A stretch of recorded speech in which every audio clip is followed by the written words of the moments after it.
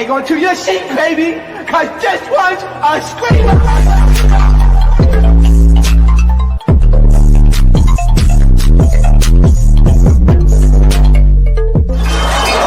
Are you not entertained? Are you not entertained? Are you not? Are you not entertained?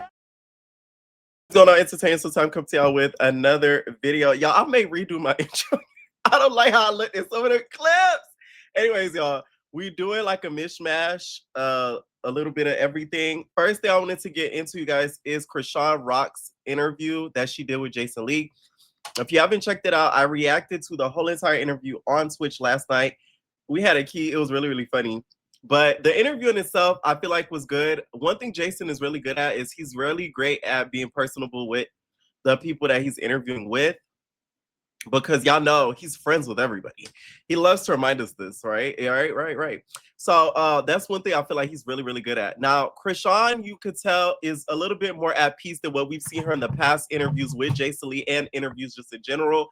She's a funny one, okay? She wore a all white like jumpsuit, looking as if she's going to church and or praise dance with a girly little girl hair bonnet like at the top of her bun, just so that way she could appear, I guess, more pure. Okay, it was great to see her energy. You could tell, although she's been up to mess, is a little bit more at peace. Now, what disappointed me is this interview was filmed the day before the baby shower. So Jason Lee did not get through your head, Chrisean, because the day after, you pull up to Blue and them house to mess with that Nevaeh.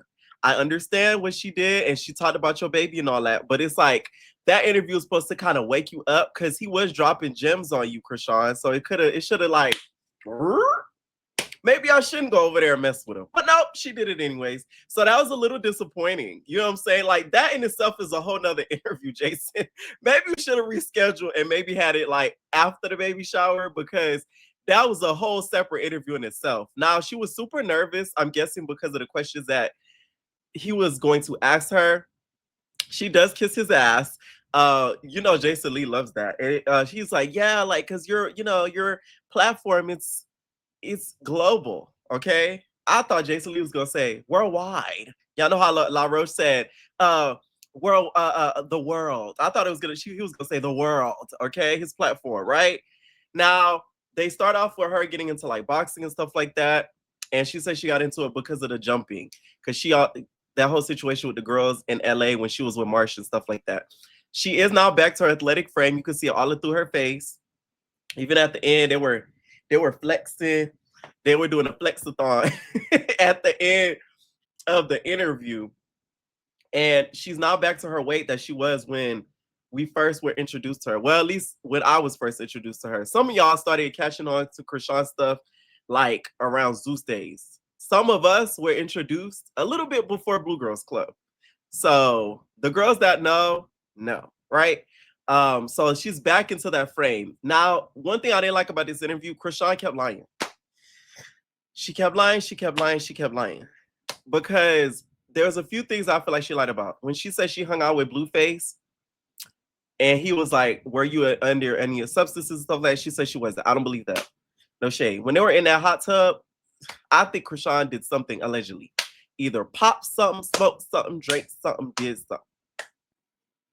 Which she grown, she could do what the heck she want, but like, don't try to fool us and lie to the people that keep up with y'all mess, that like, you know what I'm saying, playing our face like we're dumb. Like, we don't see what's really going on. Like, a substance allegedly, in my opinion, was taken, because you could tell she was in her right frame of mind around that time frame. They go through her exes, and they talk about, one of the exes they talk about was Bino. Now, she said Bino was PR. I feel like that was cap too, because it can't be PR with how he reacted to you after y'all kind of separated. He bashed her like it was no tomorrow. He talked about her mother. He talked about the child. He talked about hygiene. He talked about y'all bedroom activities. Like, he was going ham to the point where I'm like, oh my God, like, you doing a little bit too much, sir. Like, we get it. You are not, you feel me? Like, you are not particularly like her. Like, you don't like her. We get it. Because he was saying a whole lot it kind of gagged me a little bit. But yeah, he was basically saying like, oh, uh, she needs to do this as a mother, blah, blah, blah, blah, blah, blah. So it being PR, I don't believe it. Only because in a PR relationship, when y'all separate, usually it's not in a negative way, and y'all don't go in on each other, threatening each other. So I felt that was cap. And then they also talk about 33, which is Top Hat 33. So for y'all that don't know, she dated this guy, Top Hat 33, and he was very young. I'm talking, he literally looks like a teenage version of Blueface. Like very, very, very young. She said they're still friends. That's another one that spoke very negatively about her.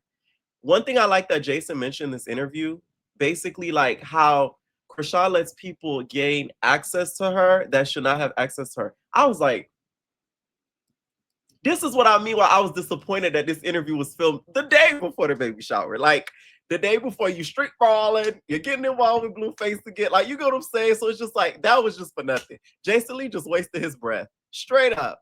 Like, that was crazy to me.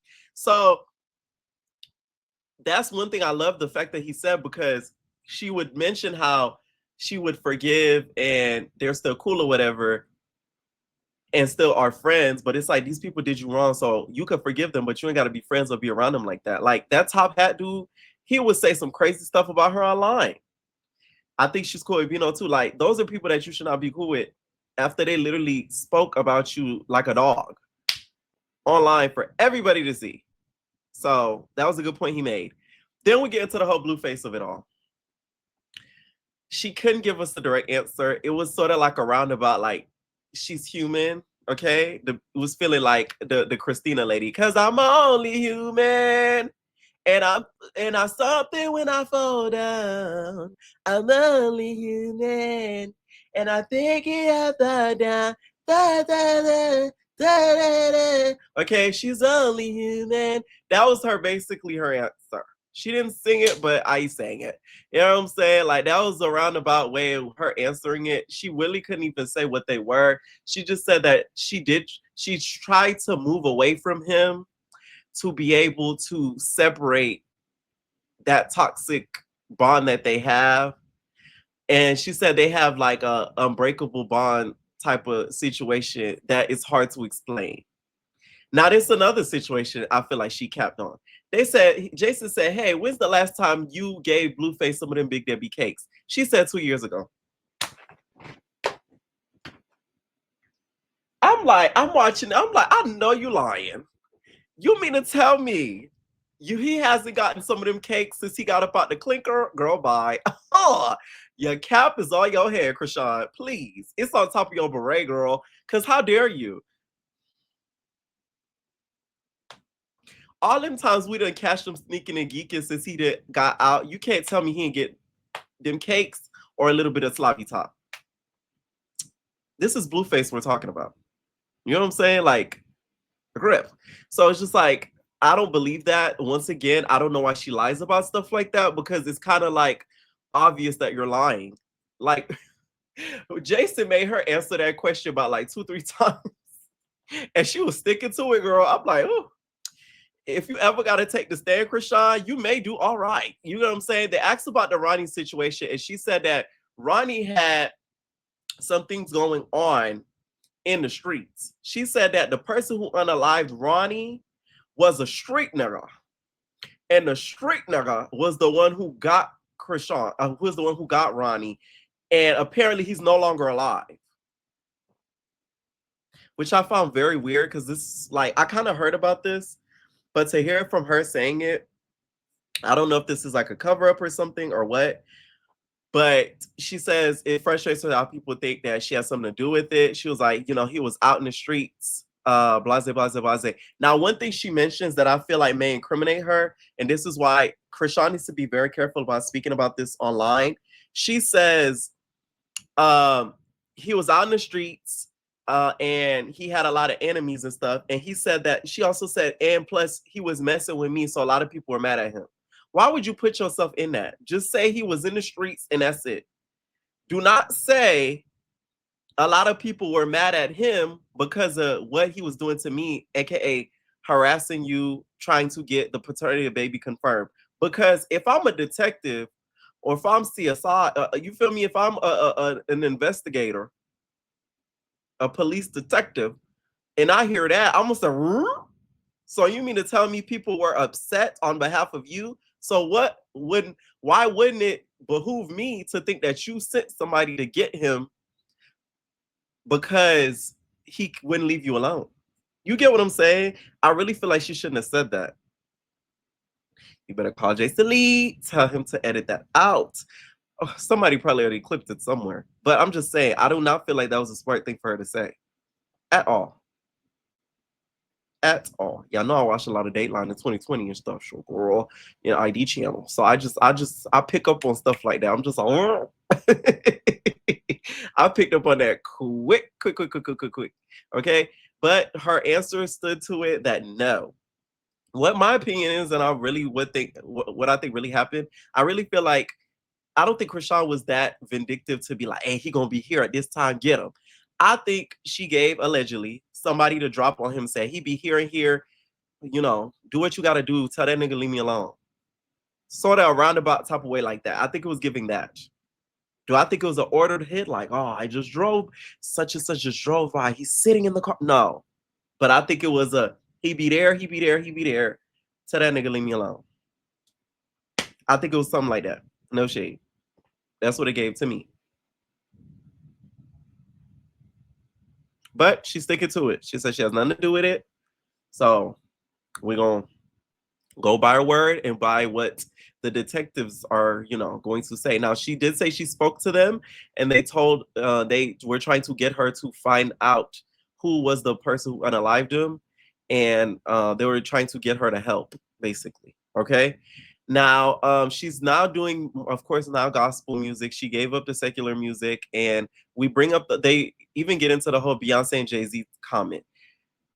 Now, that's another one I feel like she capped a little bit again because she said that she was saying that she could be just as they could be just as big as them or something like that. But it's like I remember seeing the video. She doubled down on how she felt about that and that she felt like they were bigger than Jay-Z and Beyonce. So it's like, girl, don't be trying to like smooth it over now. Like, whatever. It really doesn't matter because who really believes that to be true?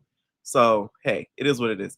The Nevaeh situation gets talked about. She says that the Nevaeh situation was more so for clout and that he's just using her for content. I partially agree with this. I don't think Blueface really likes her, Nevaeh, especially the way he speaks to her and her son. And Blueface is smart. He's literally a marketing, if I'm not mistaken, he was at one point a marketing student, according to Carlissa, right? So I think he knows how to work the internet. Many few know how to do it. You know what I'm saying? So he really knows how to work the internet. So the fact that he knows how to work the internet, I think now he's having content babies. That Indian girl, I wouldn't be surprised if she pops out another baby. Because the circus is now a television show. And he's making all of the revenue. No network is getting a cut. I know the Pepper is probably watching him like, this Lemmy, can I get, can we get the Zeus cameras in there? And we could you could do like a show and it'll rival Baddies. What do you think? Huh? I think, we could do a couple of things and we'll get Chrisean in there and it'll be like the biggest thing since Baddies. Just putting it out there. But it's gonna be it's gonna be a 70 to 30 split. So I keep 70% of the profit. You get I throw 30 and I'll throw a bassinet in there for you. What do you think? Yeah, like he's watching like that.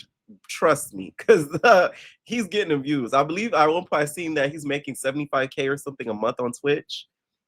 I mean on Kick. Damn nigga making some money. So yeah. Most of the interview was mostly like an update on certain stuff that she's been up to and all of that and the current status of her relationships. Now what bothered me that Chrisean said the most during this interview was the fact that she said that Jason Lee asked her about Junior and she said that he's gonna outgrow what he's going through. That made me so angry watching it. For y'all that was on Twitch, y'all saw my reaction. Because it's like I don't like people that do stuff like that. God does not move until you move. Straight up.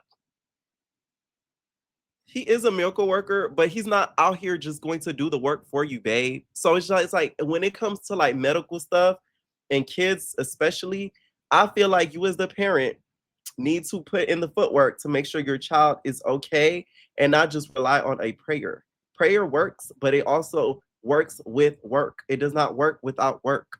So that's not something he can outgrow. I don't get why she's saying that. Like things that kids outgrow is being emo.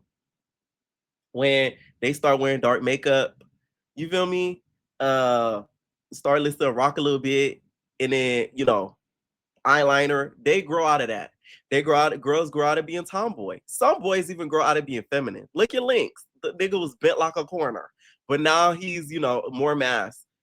Those are things people grow out of. You don't grow out of a medical condition. Like, that's not funny. I don't think it was cool that she said that. She wasn't trying to be funny when she said it, but it just bothered me, her even saying that, because it's like, that shows us that you're not paying enough attention or care to that situation as we would want you to, or that is really needed. Because once again, it is a somewhat of a medical condition he has. He says he doesn't. She said he doesn't have a diagnosis or anything like that. She doesn't listen to that. To me, that's neglect. I don't care what nobody says.